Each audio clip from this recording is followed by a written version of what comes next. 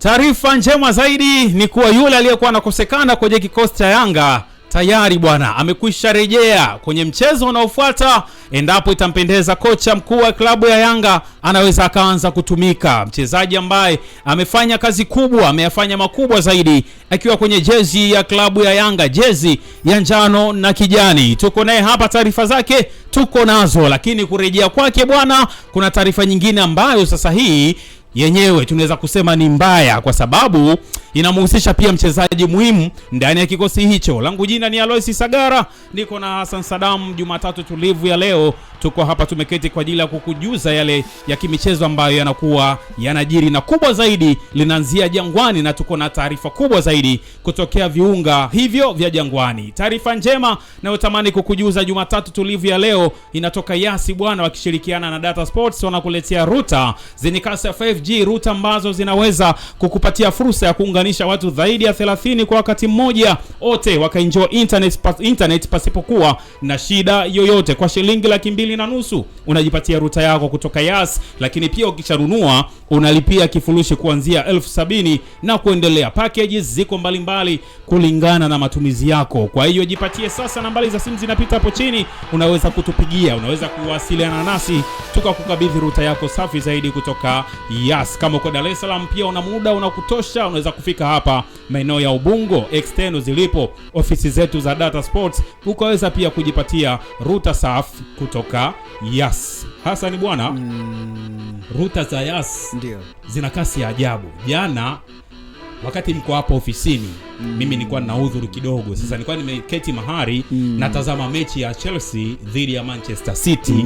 Chelsea anafungwa bao 3-0. Nilikuwa natumia internet au router ya Yas. Yale mabao yanafungwa ya kina Maki Gay, wanafunga yule Ryan Sheikh anaondoka na kijiji chake pale Stamford Bridge. Nilikuwa nashuhudia pasipokuwa na shida yoyote ile. Ukubwa ambacho jana nimeshuhudia kwenye ile mechi, kuna shabiki mmoja alitrend, nafikiri baada ya mechi dakika chache tu akawa na trend muda ule. Sasa uwezo anakunywa kikombe kina nembo ya Arsenal. Sasa uwezo kamaona bila kuwa na router safi za Yas ambazo kasi yake ni hapa, kwa sababu dakika ile tu picha yake imetoka, watu wameanza kuzitoa.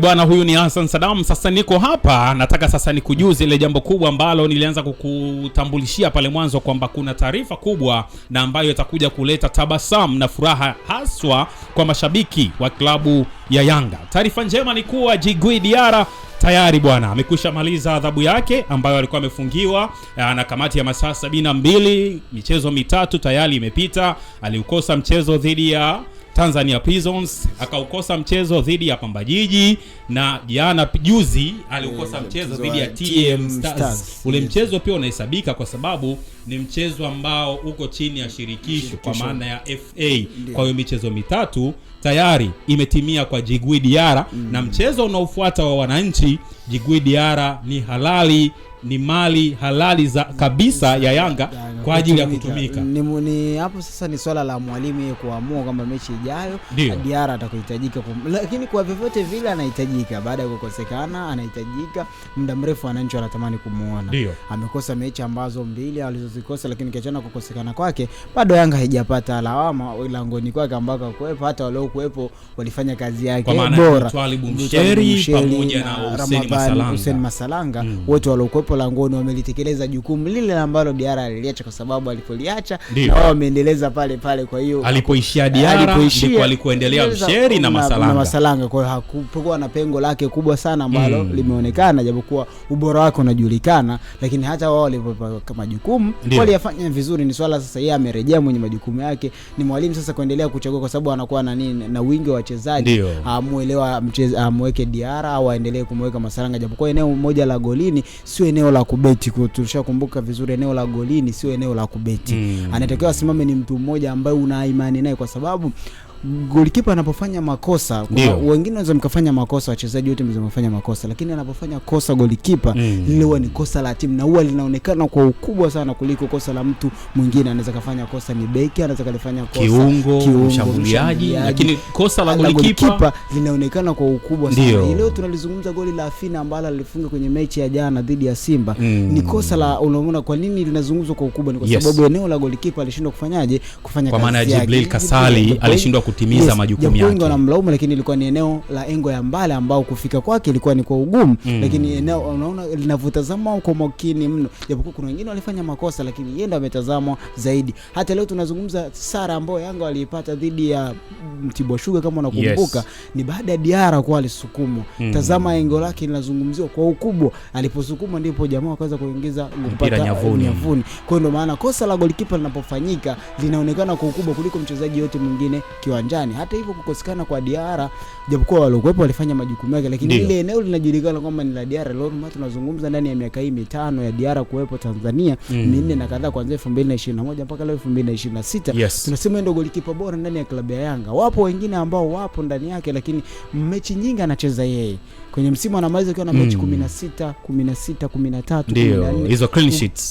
Tukitazama na mechi nyingi amecheza yeye Diarra. Hasani eneo la naweza nikameza tungesema eneo la golini sio eneo la kubeti. Anayesimama unabidi uwe unamwamini.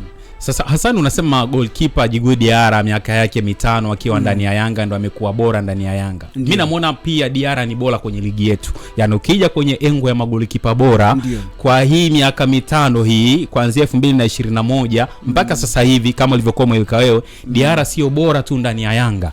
Diarra ni bora kwa hata magolikipa wengine ambao wamewahi kupita wanakuja kushindanishwa naye. Diarra amekuwa bora kwa magolikipa wetu wazawa kwa sababu wanajifunza vitu vingi sana kutoka kwake, kwa sababu Diarra ukimtazama jinsi anavyocheza, akipewa mpira mguni kwake hana shida, hana shaka yoyote, the way anakuwa ana act kiwanjani yeye kama mchezaji. Wapo pia watu wengi ambao wanajifunza kutoka kwake na wanamtazama kama kioo. Ndio hasa ni adhabu yake imetamatika, lakini kuna funzo hapa ambalo Diarra anapaswa kutoka nalo kifungoni anaporejea kuja kuanza na majukumu yake ndani ya Yanga au kuendelea na majukumu yake ndani ya Yanga.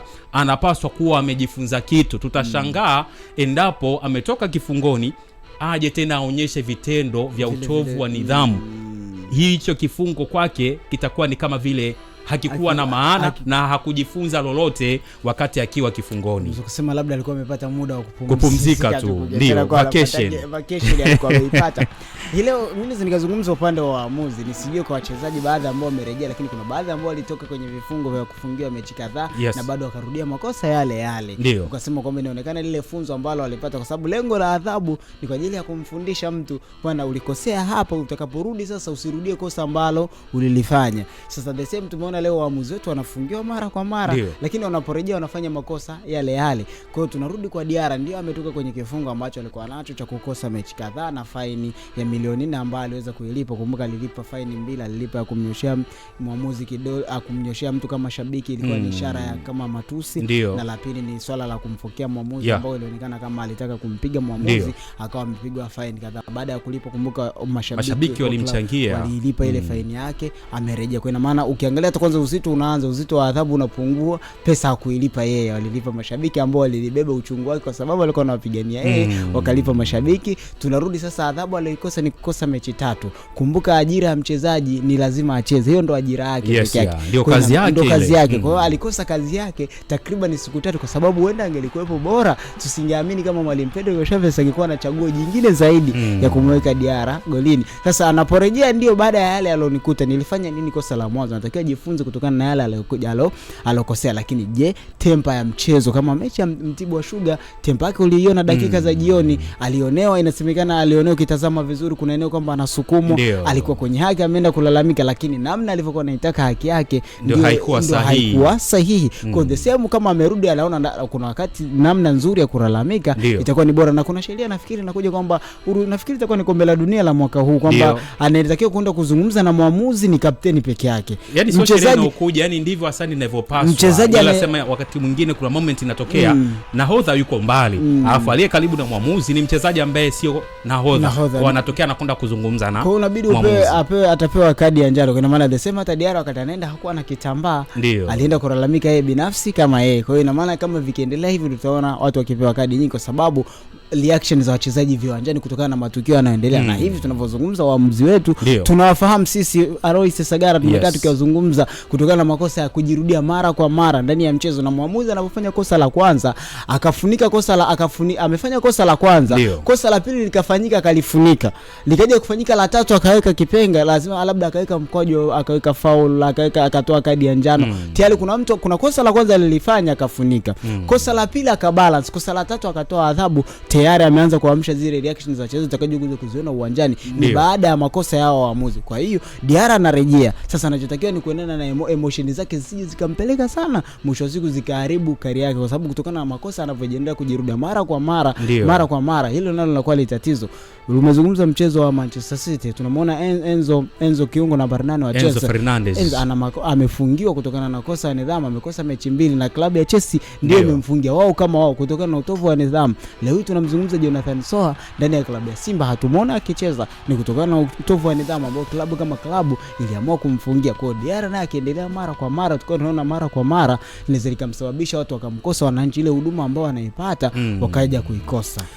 Tutoke kwa Djigui Diarra. Nimesema kuna taarifa ambayo imeleta furaha kwa wanayanga na kuna nyingine pia ambayo inaleta huzuni. Kuna taarifa ambazo nimepenyezewa kutoka kwenye chanzo changu ambacho ni cha uhakika zaidi, japo hazijawa rasmi. Tunasubiri sasa taarifa rasmi kutoka kwa daktari wa klabu ya Yanga kuhusiana na mlinda mlango Abu Twalib Msheri. Taarifa zilizonifikia ni kwamba Abu Twalib Msheri bwana pia amepata majeraha, amepata jeraha la goti.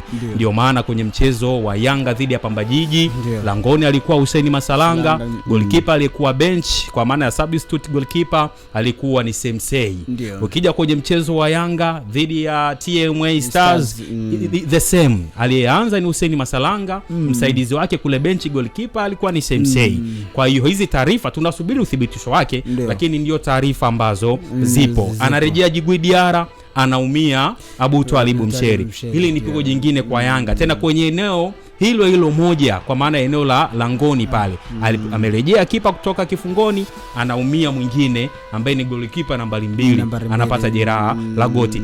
Hizi scenario za majeraha hasa mimi nadhani ni kutokana na hizi mechi zimekuwa nyingi, japo kwa goalkeeper kama Abu Twalib Msheri pia naweza kuwa tena na hoja ya kupingana na hiki ninachokisema, kwa sababu hajatumika sana.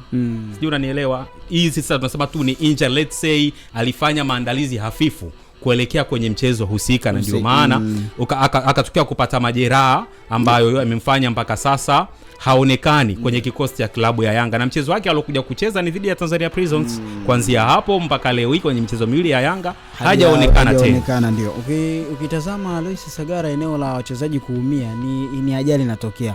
Hamna mtu ambaye anapenda kuumia, hamna mtu ambaye anapenda kuumia. Ndio, hamna mtu anayependa. Hiyo ni ajali kazini. Nakumbuka mtu yupo kazini kwake anapoumia hapendi, lakini inatokea kwa sababu ni lazima tu utakutana navyo. Ni vitu ambavyo vipo, ni maisha ya mchezaji. Swala la mchezaji kupata majeraha ni swala ambalo lipo. Lakini eneo kama eneo la Yanga, ukizungumza katika eneo la Young Africans leo anaumia goalkeeper nambari 2, lakini goalkeeper nambari 1 ambaye alikuwa kwenye adhabu anarejea Diarra. Lakini usisahau bado na goalkeeper nambari 3 ambaye ni Hussein Masalanga.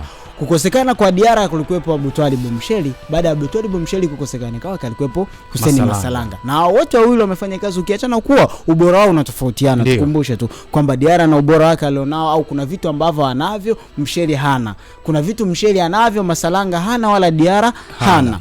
Hilo tukubaliane nalo. Kuna wakati akiwa langoni, huyu kuna alichonacho cha upekee na huyu mwingine anacho. Ndio maisha yalivyo siku zote. Wewe kuna ambacho ninacho, mimi ninacho, lakini wewe huna. Lakini wewe kuna unachonizidi na mimi siwezi kufanyaje. Ndio tofauti uliopo huo wa IQ za kila mchezaji mmoja. Kwa the same, kukosekana kwa Abu Twalib Msheri ambaye ameumia, kuna uwepo Hussein Masalanga, kuna uwepo wa Djigui Diarra. Kwa sasa ni swala la mwalimu Pedro Goncalves, kwa sababu kikosi chake ni kipana. Eneo la goalkeeper anawake kwamba hata leo tunazungumza kwamba Diarra kukosekana kwake kwenye mechi 3, mechi 4, almost mechi 4, japokuwa adhabu yake ilikuwa ni mechi 3, lakini kwenye mechi 4 ambazo Yanga amecheza hapakuwepo Diarra kuwepo ulangoni, lakini Yanga hawajaruhusu bao kukosekana kwa Diarra. Kwa hiyo unaona kwamba eneo ndio Diarra kuwepo ambaye ni nambari 1 na ni bora, lakini hao wengine nao waliopo nao ni bora kwa sababu wamefanya majukumu yale Diarra aliyoacha. Kwa kukosekana kwa Abutwalib Msheli, kuna Hussein Masalanga, lakini kuna Diarra ambaye amerejea. Kwa ni swala la mwalimu Pedro Goncalves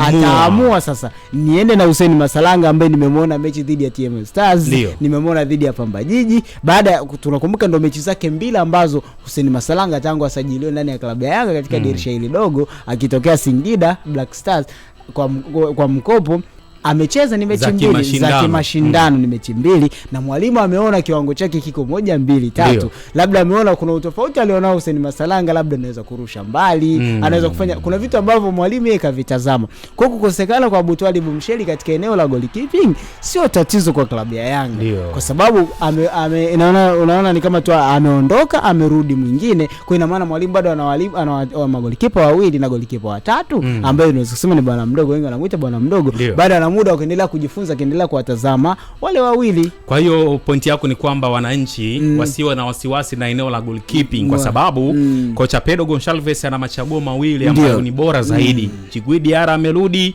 yupo Masalanga, yupo bwana mdogo Semsei. Hata kama Abutwalib Msheli anakosekana kutakuwa na shida kubwa. Na umezungumza kitu kizuri, yes, kuanzia Djigui Diarra ameondoka Tanzania Prisons, Yanga alishinda bao 3-0 kwa Pamba Jiji, akashinda bao 3-0 kwa TMA Stars, alishinda bao 1-0. Kwa ukitazama eneo la goalkeeping halijaruhusu bao kwenye michezo ambayo Diarra amekosekana ndani ya klabu ya Yanga. Kwa hiyo kocha Pedro Goncalves hatakuwa na mawazo kwamba nakwenda kumtumia nani, kwa sababu Diarra ndio namba 1 karejea. Namba 2 inasemekana kaumia, tunasubiria taarifa rasmi. Huyo tunamweka pembeni. Una Diarra, una Masalanga. Utaamua mwenyewe unamtumia yupi. Na umezungumza kutokana na utofauti wa sifa zao kati ya Djigui Diarra hafanani na Hussein Masalanga. Hussein Masalanga hafanani na Abutwalib Msheli. Abutwalib Msheli hafanani na Djigui Diarra. Kwa hiyo mwalimu mwenyewe ataangalia ni yupi ambaye anamfaa kwenye mchezo husika. Yes, kutokana na mpinzani ambaye anakwenda kukutana naye. Umezungumza sifa moja ya Masalanga kwenye kurusha. Yule bwana balaa kweli kweli. Sema anarusha tufu. Tumalizia hapa Hasani. Mbio za ubingwa. Wachezaji wa Yanga waliokuwa injury, juzi tumemwona Prince Dube pia kapata dakika kadhaa kwenye mchezo dhidi ya TMA Stars. Aliyekuwa na adhabu Djigui Diarra karudi. Depu taarifa zake bado utimamu bado anautafuta utimamu kwa 100%. Wachezaji wengine waliosalia ambao tuna uhakika kabisa hawa wanaweza wakamaliza msimu mzima wakiwa nje ni Clement Mzize pamoja na Dickson Job. Au ndio wachezaji ambao pengine msimu unaweza ukatamatika wakawa bado hawajarejea kutoka kwenye majeraha yao. Yes. Sasa mbio za ubingwa, Yanga yuko kwenye race, Simba pia yuko nyuma yake anamfukuzia, Azam pia hayuko mbali. Yanga akiwa kwenye race zake, kwenye moto wake, wachezaji wake muhimu anaanza kurejea kikosini. Unaona ni mazingira rafiki zaidi kwa Yanga kupigania kile kitu ambacho tayari anacho mkononi, kwa maana ya gap la alama ambalo lipo kati yake pamoja na Simba na Azam. Aloisi, ningetaka kutoa majibu, lakini kabla mtu hajamaliza ulichonacho, wengi unaweza kuwa unajisifu na hela ambayo iko mbali.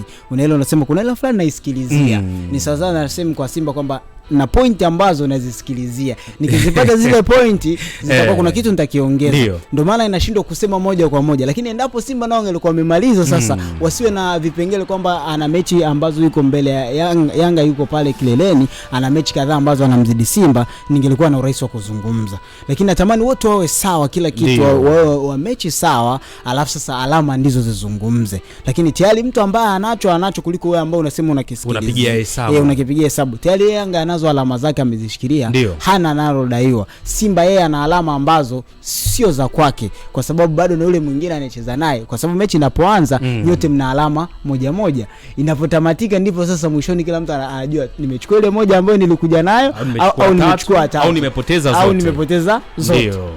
Bwana huyo ni Hassan Saddam, tumekupitishwa kwa uzuri zaidi na taarifa kubwa ambayo tumekuwasilishia kutokana na Djigui Diarra kurejea rasmi kwenye kikosi cha klabu ya Yanga. Adhabu yake imemalizika alipofungiwa na kamati ya masaa 72, michezo 3 imetamatika, tayari yuko kwa ajili ya kuwatumikia wananchi Djigui Diarra. Lakini pia Masalanga yuko pale, SMC yupo, lakini kuna taarifa ambazo bado hazijawa rasmi lakini zimetufikia na zikiwa ni za uhakika kabisa kwamba Abutwalib Msheri amepata jeraha la goti, ndio maana hujamshuhudia akiwa benchi kwenye michezo miwili, kwa maana dhidi ya TMA Stars mchezo wa kombe la shirikisho, lakini pia mchezo wa Pamba Jiji kule jijini Mwanza hakuwepo kwenye bench la klabu ya Yanga. Mimi ni Aloysi Sagara, nyuma kamera ni Mr. Paco. Tukutane tena wakati mwingine. Bye bye.